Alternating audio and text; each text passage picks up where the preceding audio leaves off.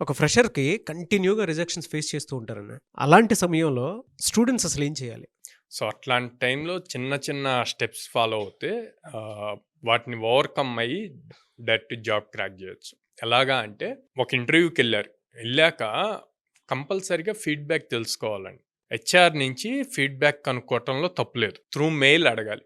So, నేను so and so ఇట్లాగా పలానా రోజు ఇంటర్వ్యూకి అటెండ్ అయ్యాను. సో, నా ప్రోగ్రెస్ ఏంటి? ఆర్ ఒకవేళ రిజెక్ట్ అయితే ఎందుకు రిజెక్ట్ అయిందో కొంచెం ఇన్ఫార్మ్ చేస్తే I will prepare well for my next interview. It will help me అని చెప్పి పొలైట్‌గా కన్విన్స్ చేసే పాయింట్‌లో రాస్తే గనక వాళ్ళు కంపల్సరీగా రిప్లై ఇస్తారు.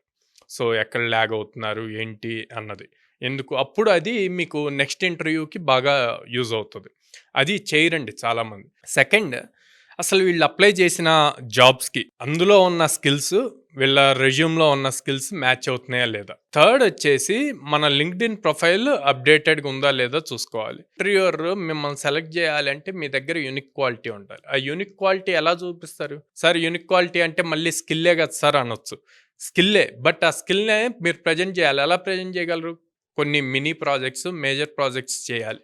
వాటిని డిప్లాయ్ చేయాలి. డిప్లాయ్ చేసిన వాటిని మీరు రెజ్యూమ్‌లో, లింక్డ్ఇన్‌లో మెన్షన్ చేయాలి. గిట్‌హబ్‌లో పుష్ చేయాలి.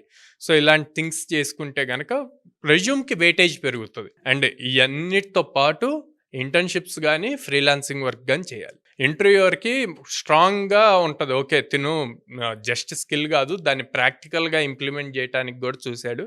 సో, తిను వర్తీ క్యాండిడేట్ అని జెప్పి ఒక పాయింట్‌లో తనకి కన్విన్స్ అవుతాడనమాట.